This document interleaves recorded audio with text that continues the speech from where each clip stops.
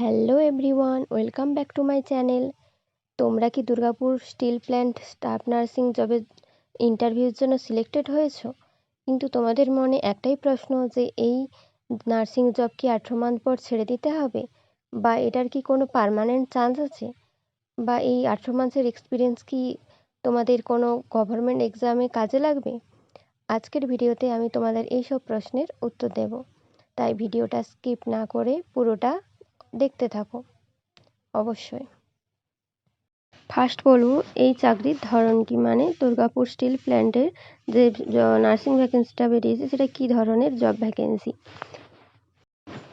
DSP হলো সেলের একটা ইউনিট। এখানে স্টাফ নার্স পদে নিয়োগ সাধারণত ফিক্সড টার্ম এমপ্লয়মেন্ট ভিত্তিতে হয়, ঠিক আছে। অর্থাৎ চাকরিটা কিন্তু স্থায়ী নয়, একটা নির্দিষ্ট সময়সীমার জন্য। নেক্সট, এই ফিক্সড টার্ম এমপ্লয়মেন্ট বলতে কি বোঝায়?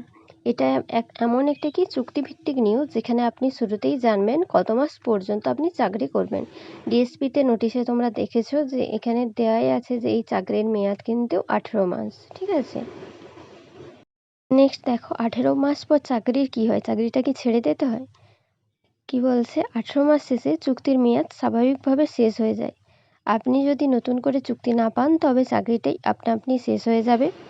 আপনাকে চাকরি ছাড়তে বাধ্য করা হয় না, কিন্তু চুক্তির মেয়াদ শেষ হওয়ায় আপনার পদও শেষ হয়ে যায়। তাহলে কি বলছে যে একটা 18 মাসের চুক্তিতে বা কন্ট্রাক্টে তোমাকে নিয়োগ করা হবে। এই কন্ট্রাক্ট শেষ হওয়ার পর তোমার কিন্তু জবের আপনি তোমাকে কিন্তু ছেড়ে দিতে হবে, ঠিক আছে।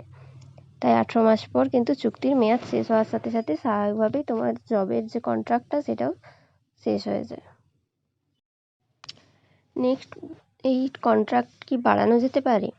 কি বলছে, হ্যাঁ, ডিএসপি বা সেল কর্তৃপক্ষ চাইলে আপনার চুক্তি বা কন্ট্রাক্ট এক্সটেন্ড বা রিনিউ করতে পারে, তবে এটা তাদের চাহিদা ও পারফরম্যান্সের উপর নির্ভর করে। অনেক সময় প্রজেক্ট এক্সটেনশন থাকলে নার্সদের মেয়াদ বাড়ানো হয়।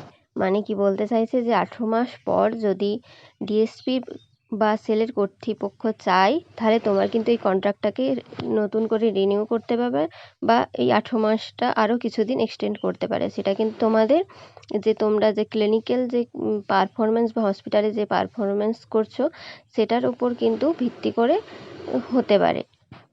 সবাই কিন্তু প্রজেক্টের এক্সটেনশন থাকলেও কিন্তু নার্সদের কিন্তু এই কন্ট্রাক্ট বাড়ানো হয়ে থাকে। দেখো, চাকরি চলাকালীন ছেড়ে দিলে কি হয়।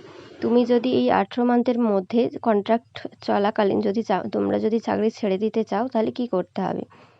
আপনি যদি 18 মাস শেষ হওয়ার আগে চাকরি ছেড়ে দিতে চান তাহলে নিয়োগপত্র অনুযায়ী নিয়ম মানতে হবে। সাধারণত 1 মাস আগে নোটিশ দিতে হয়, অথবা আপনি চাইলে 1 মাসের বেতনের সমান অর্থ দিয়ে ছেড়ে দিতে পারেন।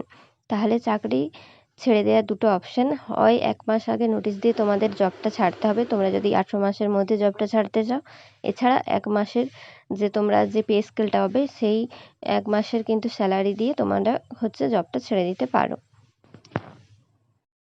নেক্সট দেখো, এই চাকরির অভিজ্ঞতা বা এক্সপিরিয়েন্স কি ফিউচারে কাজে লাগবে?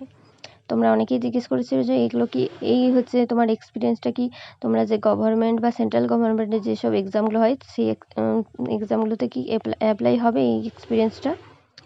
অবশ্যই। ডিএসপি একটা বড় সরকারি ইউনিট হওয়ায় এখানে কাজ করার মানে একটা গভর্নমেন্ট এক্সপিরিয়েন্স জমা হয়। এই অভিজ্ঞতা বা এক্সপিরিয়েন্স আপনি ব্যবহার করতে পারেন কি আরআরবি স্টাফ নার্স, এমসি নার্সের, ESIC, West Bengal health recruitment, JP, NBN, contractual jobs in PSU hospital. আর অনেক সময় কিন্তু এই নিয়োগের প্রাধান্য পেতেও পারেন ডিএসপির কাজ করার অভিজ্ঞতার জন্য। মানে তোমরা যে এক্সপিরিয়েন্স সার্টিফিকেটটা পাবে তোমরা সেন্ট্রাল গভর্নমেন্টের প্রত্যেকটা এক্সামে কিন্তু অ্যাপ্লাই করতে পারবে। এছাড়া কিন্তু এই সার্টিফিকেটের জন্য তোমাকে কিন্তু প্রাধান্যও দিতে পারে অনেক সময়, ঠিক আছে, এই এক্সপিরিয়েন্সের জন্য। তাহলে তোমরা বুঝতেই পারছো যে অবশ্যই কিন্তু এই 18 মান্থসের এক্সপিরিয়েন্সটা যদি ওখান থেকে সার্টিফিকেট প্রোভাইড করা হয় তাহলে তোমরা যে কোনো গভর্নমেন্ট এক্সামে শো করাতে পারবে এক্সপিরিয়েন্স হিসাবে। নেক্সট এই 18 মাসের চাকরিতে আপনি কি কি শিখতে পারবেন। কি কি শিখবে তোমরা, ক্লিনিক্যাল হার্ড ওয়ার্ক হ্যান্ডলিং শিখবে, ওপিডি, আইপিডি, ওটি, আইসিউর কাজ, infection control practice, medical documentation, hospital based discipline, emergency response protocol. অর্থাৎ তোমরা এগুলো অবশ্যই জানো যে ট্রেনিংয়েও কিন্তু তোমরা অনেক এগুলো শিখেছো স্বাভাবিকভাবেই, আর ট্রেনিং চলাকালীন কিন্তু আরও ভালোভাবে এগুলো কিন্তু শিখতে পারবে। নেক্সট দেখো, 18 মাস পর পুনরায় ডিএসপিতে কি আবেদন করা যায়? হ্যাঁ, যদি নতুন নোটিফিকেশান আসে আপনি আবার আবেদন করতে পারবেন। আগের কাজের অভিজ্ঞতা বা এক্সপিরিয়েন্স থাকলে আপনার সিলেকশনের চান্স অনেকটাই বাড়ে।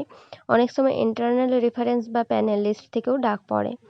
এই হচ্ছে, তাহলে বুঝতে পারছো, যদি নতুন করে আবার নোটিফিকেশান আসে তাহলে আপনি আবার তোমরা আবার আবেদন করতে পারবে। আর যেহেতু তোমরা আগেই জব করছো তাই কিন্তু সিলেকশনের চান্সটা অনেকটাই বেশি থাকে। তাহলে তোমাদের কিন্তু 18 মাস পর আবার নতুন করে কাজ করার সুযোগ থাকতে পারে।